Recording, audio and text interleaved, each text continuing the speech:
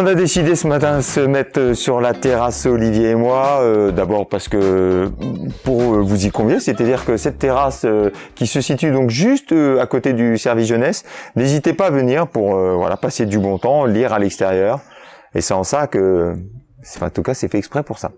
Alors, on va profiter du soleil qui revient parmi nous quand même, parce que la semaine dernière, un début de semaine pas terrible, donc ce soleil. Et pourquoi je parle de soleil, pourquoi je parle de terrasse? Puisque j'ai concocté dans les semaines à venir déjà plutôt des musiques qui potentiellement pourront guider et vous accompagner pendant toutes vos vacances. Donc forcément, qui dit vacances, dit plage pour certains, dit musique chaude. Donc je vais vous parler de musique brésilienne, c'est un peu cliché, mais voilà comment j'ai introduit ma séance de ce matin. Alors, qui connaît Roger? Roger, donc non, pas mon papy, pas le papy d'Olivier non plus. Non, Roger, un musicien brésilien. On le connaît très très peu. Et pourtant, je le fais exprès, et pourtant, c'est vraiment une des plus grandes figures du renouveau, j'ai bien dit du renouveau, de la MBP, donc de la Musica Popular Brasilia. Il a débuté son ascension au Carioca da Gema, un bar club, mettez-le dans le sens que vous voulez, de samba, très réputé dans le quartier populaire de Rio, qu'on appelle Lapa. Donc, toute la nouvelle scène, tous les nouveaux acteurs de la nouvelle samba viennent y jouer depuis le début des années 2000. Et c'est là que patiemment Roger construit sa réputation en y jouant toutes les semaines, et ça pendant 10 ans. Oui, donc il est patient, le gars, quand même. Alors, au point de gagner le titre du Prince des Nuits de Rio. J'ai réussi à placer le mot prince. Bon, c'est vrai qu'on dit prince. Voilà, c'était une petite aparté. 6 albums solo, et un avec son ami Seu Jorge, dont nous avons alors une pléiade d'albums à la médiathèque. Je vous en montre que 2, mais bien évidemment, il y en a beaucoup plus. Seu Jorge, avec qui il a collaboré, avec qui il a accompagné beaucoup Seu Jorge sur scène, qui lui, et c'est pour ça que je le dis, est beaucoup plus connu, comme quoi, des fois, le succès et la popularité. Bon, de son vrai nom, Roger José Curie, d'où le titre de l'album, qu'on voit ici, Curiman, Curiman, voilà, est un guitariste de studio, de génie, alors qu'on retrouve en tant que sideman, donc en tant que accompagnateur, de groupes, de musiciens qui n'ont rien à voir du tout avec ce qu'il fait. Donc je vous cite par exemple Lady Gaga, Beyoncé, Jay-Z, il a collaboré avec Amy Winehouse, il a collaboré avec Charles Bradley, il a collaboré avec Sharon Jones. Donc voilà, un guitariste hors pair. Il a également, et là c'est très important, collaboré et également enregistré un album avec le sambista. Alors oui, on appelle des joueurs de samba les sambistas, je vous le dis quand même. Arlindo Domingo da Cruz, voilà, un des plus grands représentants de la musique brésilienne, populaire brésilienne, voilà, qui originaire de Rio de Janeiro. Et alors pour ceux qui jouent au Trivial Pursuit, quelle est la capitale du Brésil? Non, ce n'est pas Rio, c'est Brasilia. Je le dis parce que j'ai envie de le dire, parce que souvent on se trompe, tous. Alors, qui leur a valu un album avec lui, je fais l'illustration, qui leur a valu quand même une nomination au Grammy, mais voilà, toujours aucune consécration pour Roger, ce qui est quand même bien dommage. Voilà, c'était peut-être sans compter cet album, Curiman, je l'espère. Alors, on va restituer un tout petit peu. Face à la violence, et là malheureusement c'est vrai, il y a la corruption au Brésil, il déménage avec sa femme et avec ses 2 fils donc à Los Angeles, dans un quartier de l'ouest d'Hollywood, en 2019. Il perfectionne son jeu de guitare et ses écrits, et là c'est un superviseur musical pour le cinéma et pour la télévision, qui s'appelle Mathieu Schreier, qui le repère et surtout qui le présente à qui, et là c'est très important, à Thomas Brenneck, qui est l'auteur-compositeur principal de ce groupe-là, Budos Band, je vous en ai déjà parlé, qui était un groupe, on va dire, de soul instrumental.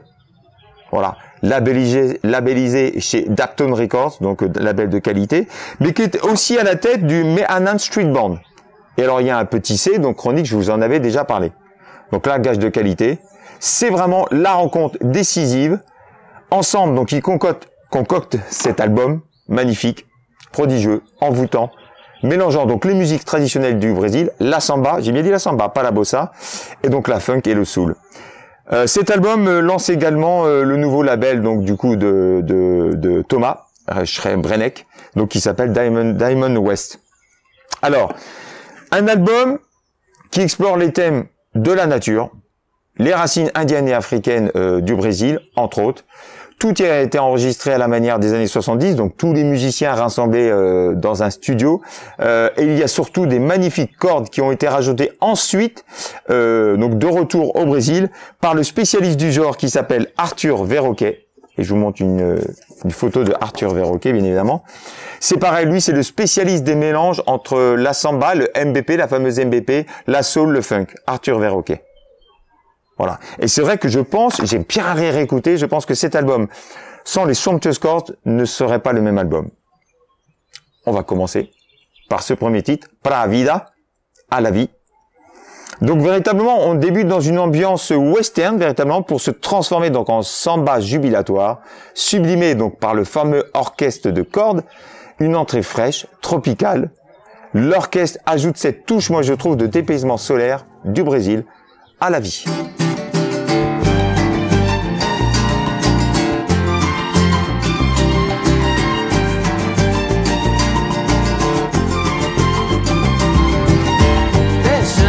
Deixa ser, vamos pra vida.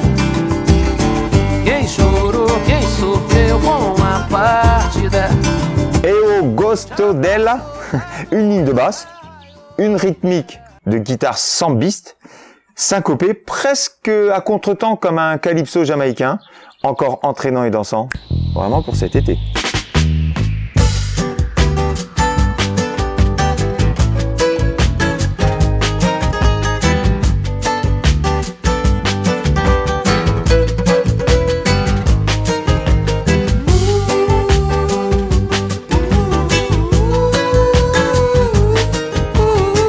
Alors beaucoup plus traditionnel, avec celle qui suit Retumbar do meu tambor, donc avec percussion, guitare au jeu très très brésilien, et surtout la cuica. Alors c'est un tambour à friction brésilien, hérité justement de la culture bantou, je vous en ai parlé autrefois, donc la culture orale. Pourquoi? Il y a une signification à ça. Alors je vous ai médité une petite photo, parce que c'est pas évident à comprendre, en fait c'est un fût cylindrique. Voilà, dans lequel il y a une tige de bois, voilà, au centre de la peau, qui dépasse à l'intérieur, voilà, qu'on voit ici, qui dépasse à l'intérieur. Et en fait, c'est assez simple parce que les joueurs de cuica, en fait, frottent, c'est pour ça qu'on voit la main, avec un chiffon ou une éponge humide, cette fameuse tige en bois. Et en fait, cette friction, et là, vous l'avez tous entendu au moins une fois, donne ce son. En fait, qui imite presque, alors pas un animal, mais pas loin, en tout cas, le son de la voix, d'où l'oralité, et donc du coup, d'où la culture bantou. Et ça, c'est véritablement l'instrument traditionnel brésilien qu'on retrouve dans tous les grands orchestres de samba. Donc il fallait, voilà, la cuica, vous ne pouvez pas passer à côté. Et donc du coup, ce titre finit d'ailleurs par une forme de, justement, de composition pour orchestre. Donc on écoute la fameuse cuica et tout cet orchestre.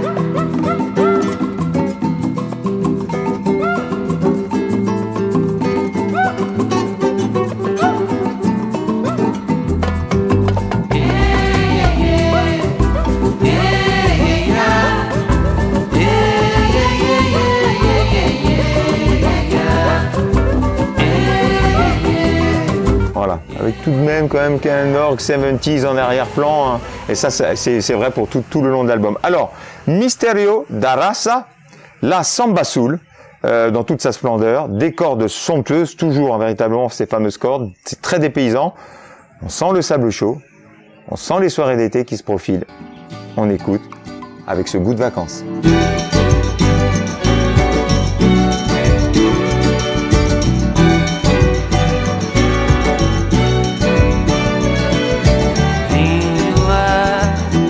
Na praça, mistério da raça, cachaça pra se beber, qualquer Alors, existe uma voz, alors samba funk. Ici, véritablement, on sent la production façon Budos Band, très très mise en avant. Un vrai mélange traditionnel donc de samba et de funk, pur.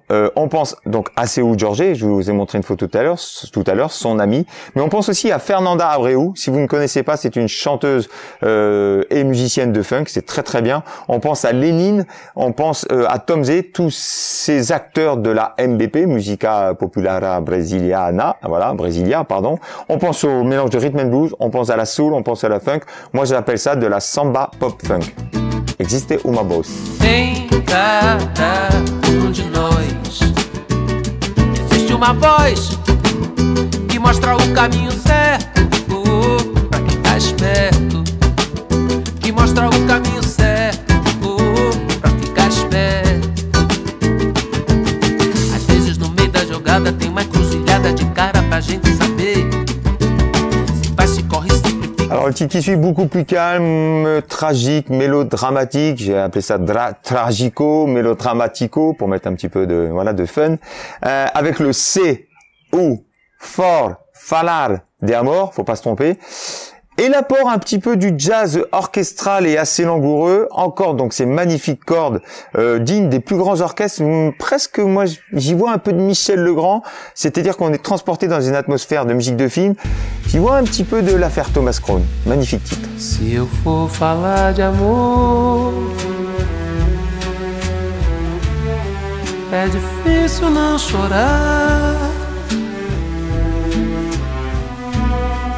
Vem do fundo do oceano e transborda o olhar. Alors, on revient avec un rythme latino-brésilien entraînant Grito da Natureza. Excusez mon accent, hein, mais bon. Alors, Orgamon. Ici, on pense vraiment à tout ce qui se fait de mieux en matière de jazz funk années 70, groove sambiste. Moi, je pense surtout à Deodato, si vous ne connaissez pas. Alors, cet album, en fait, il est au Val d'Oron. Si vous ne connaissez pas Deodato, c'est vraiment aussi tout ce qui se fait de mieux en samba funk, funk brésilien. On pense aussi, donc, du coup, à Delvon Lamarr, c'est-à-dire l'Orgamon, à Jimmy Smith. Alors, Delvon Lamarr, il a un trio, en fait, qui s'appelle Delvon Lamarr Trio. C'est la façon Booker T. Jones, c'était vraiment le spécialiste de l'Orgamon, qui a accompagné notamment Otis Redding. Il y a de la flûte à la Joey Thomas, ce sont que des noms en fait connus des années 70, à la Bobby Humphrey. Pourquoi je vous cite ces noms-là? Je vous renvoie à une collection que nous avons à la médiathèque, il y a 7 volumes, qui s'appelle Pulp Fusion, ce jazz métissé, funky des années 70, qu'on retrouve, moi je trouve un petit peu dans ce titre-là, donc je vous ai montré que 2 pochettes d'albums, voilà, qui sont repérables hein, toujours avec une ambiance un peu musique de film policier. Voilà, donc on est un petit peu dans l'état d'esprit Blaxploitation. On écoute Grito da Natureza.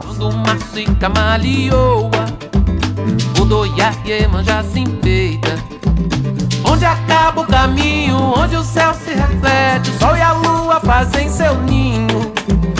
Vida sempre que se renova, gira mundo e corre o tempo. Et donc on finit avec une ambiance faussement morriconienne, pour Ennio Morricone évidemment, un esprit assez désertique, Yemanja.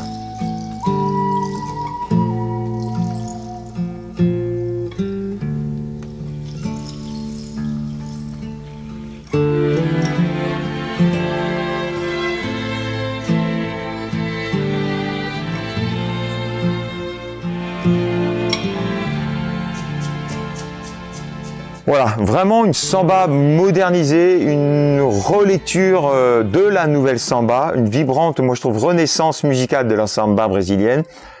Véritablement, je pense, le disque de votre été, entre autres. Mais ce qui n'empêche que vous pouvez quand même écouter le meilleur, celui qui suit. Kiss.